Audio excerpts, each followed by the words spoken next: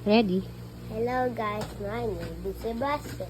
Nung dati, pinakita ko sa inyo, na paano maggawa ng Lego Classics. Lahat ng gusto nyo, igawin nyo.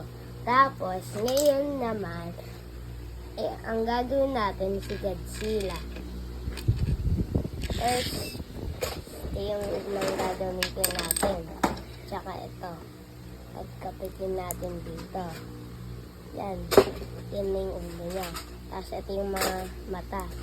Tapos kailangan na ito para maganda. Yan na si ng ulang Godzilla. Tapos ito yung kailangan sa likod niya. Tsaka kailangan na dalawa na ito. Lagyan mo na ito ang pagpatong. Kailangan pagpatong mo. Tapos lagyan mo dito. Tsaka kailangan mo to. Kailangan mo to. Dalawang ganito. Tsaka ganito. Pag galawin mo siya, hindi parehas. Kasi parang hindi siyang Godzilla. Ganito na lang. Ito. Tapos kailangan natin siya niya sa ano. Lagay mo na natin itong si Godzilla dito. Tapos kuha tayo ng galawang nito. Yung parang ginamit natin dito sa back ni Godzilla na pink. Tapos kailangan na natin light gray.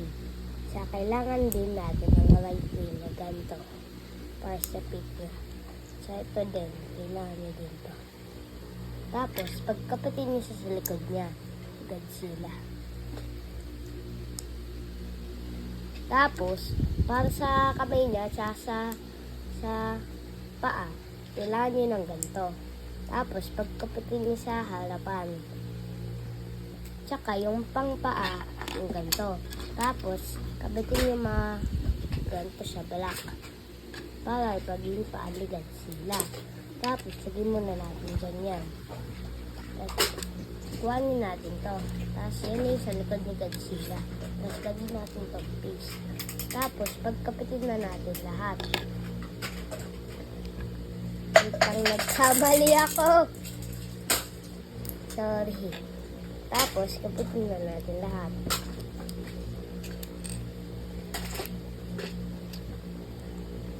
Boom! Yan na. Tapos na yung Godzilla mo. Bye-bye!